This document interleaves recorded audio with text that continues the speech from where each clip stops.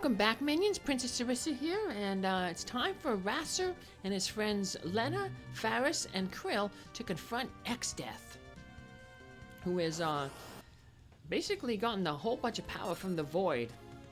He starts off with his evil attack, White Hole, basically just knocks out a character and inflicts a whole bunch of status ailments on them. So even once we get Krile back on her feet, we're gonna have to unstone her because it petrified her. So, our normal means is fighting this guy is going to be summoning Golem to absorb his physical attacks. Unfortunately, we can't really do anything about his magical attacks. So we can't summon Carbuncle to reflect his magical attacks, because he'll use that White Hole, and he'll also use Meteor, which is non-targeted, so it can't be reflected. So luckily, White Hole missed there. When Faris doesn't need to put up Earthen Wall there for the Golem, she'll summon Bahamut there to deal damage. I'll also use a little bit of the Magic Lantern here, mainly to just get it set to the Odin summon. The next part of the next phase of Exdeath is going to be comprised of 4 parts, and one of those parts is vulnerable to instant death. So we can use Odin's instant death attack to take out 1/4 of the next section of Exdeath. However, if you try to summon Odin, he'll only use his Gungnir spear. So the only way to get Odin to use that instant death attack is to summon him through the Magic Lantern. So that's why I have it set up. I used the Magic Lantern to get to the point where the next time I use it will be Odin, and I'll start off the next battle with the second form of Exdeath with the Magic Lantern to, like I said, take out 1/4 of Exdeath.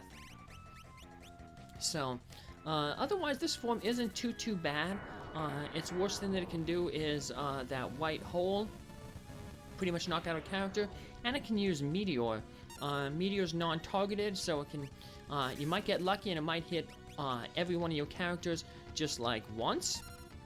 Or you can get unlucky and it can maybe just focus on 1 or 2 characters, hit them multiple times, and knock them out. So, obviously you're hoping for the former, because it'll be easier to heal, rather than, you know, having to waste turns either using Phoenix to revive a character, or Phoenix downing and elixiring. Now, don't be afraid to use your best stuff here if you have a lot of it, because like I said, this is the second to last battle, so unless you're playing the Game Boy Advance version, then there's a bonus dungeon after that, but I don't have that version. I only have this the Super Nintendo version, so this translated ROM. So I did buy the Japanese version, but of course it can't play in a regular Super Nintendo because it's different systems, Super Famicom, so cartridge is a little bit different, but I have it just so I can say that I didn't, you know, steal it, you know. I just have to have a translated version of it, so. But anyway, after a while, Exdeath will eventually fall. Like I said, he's not too bad this form. But the next form, a little bit different, so we can't skip that next form entirely with a little trick. If you berserk this form of Exdeath, it rewrites his AI script. And when you basically defeat this form of Exdeath, when it gets down to 0 hit points, you know, the game is coded to say, when I hit 0 hit points, transform into phase 2. When we rewrite the AI script, it basically will say, it'll just say attack, attack, attack. So therefore, when we get it down to 0, it won't read that, you know, you're at 0 hit points, transform into your next form. But I'm not going to do that, because I'm not going to cheese this guy, or cheese the final fight. And I want to show off all the enemies, which include the 4 forms of the next part of Exdeath. So basically, Exdeath's kind of in control of the Void here. He's using the power of the Void, so he's like the master. But now that we've kind of knocked him out, at least this is my take on it, he gets sucked into the Void. He can no longer control the thing, because he used all this power fighting us and us knocking him out. So Exdeath here, he's going to be engulfed by the Void and taken out. But, you know, like a reoccurring villain that he is, that is not going to be the end of him, so.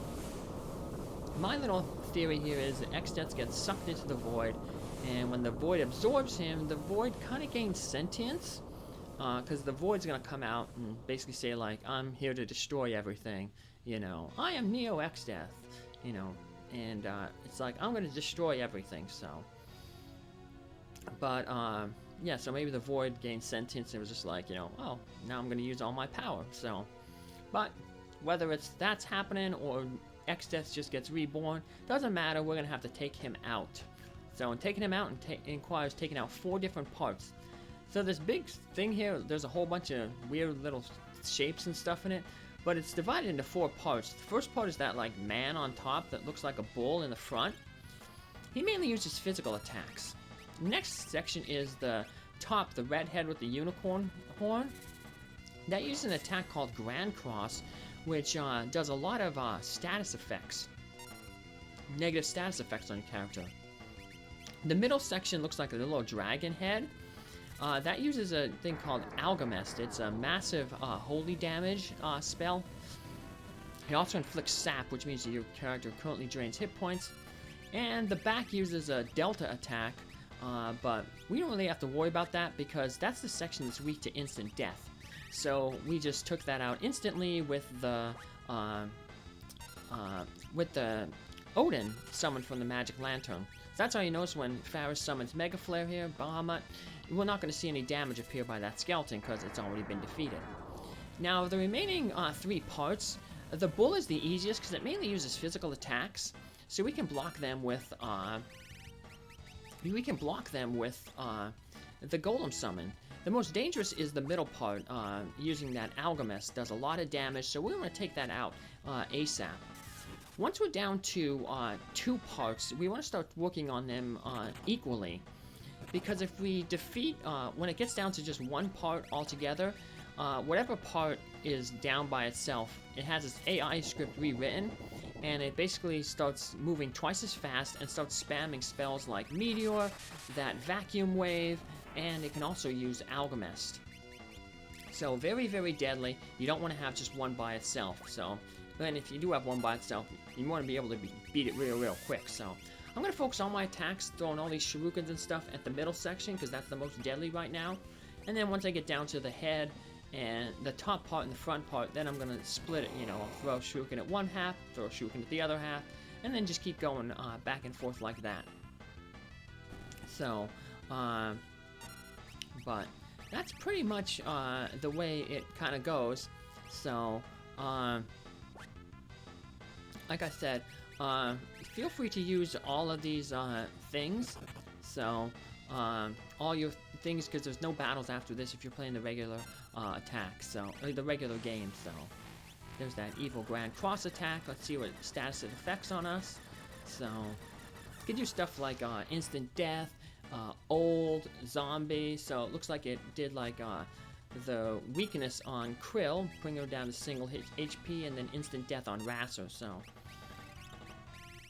but definitely pain. So like I said, we're going to be just throwing things here, you know, splitting them up, concentrate on one, concentrate on the other, because we don't want to have that AI script, you know, change. So it's much easier to deal with each section doing its own little thing. So like I said, the front there, that bull man using just the physical attacks doesn't really do too much, and the back part using Grand Cross, you know, stats effects are annoying, but not really too damaging. Now, when it says that the laws of universe means nothing, that means it's preparing to use that Grand Cross. So we might want to start going all out on that section to try to finish it off, if we're close enough to defeating both sections. So, but let's see here. We should be getting pretty close. So those Fuma Shurikens doing a lot of damage. So yeah, like I said, they're your best things to throw on characters. So should see a Grand Cross here if we don't do too much damage. So feel free to use, like I said, your elixirs, because this is the last battle. So I'm just worried about getting massive damage off right away. Otherwise, I probably could have jumped with RASAR, and jump could help, you know, obviously avoid that if you're in the air when he uses a massive attack like Grand Cross or something. So, like I said, we knew the Grand Cross was coming because he was, you know, the laws of things were being rewritten. So,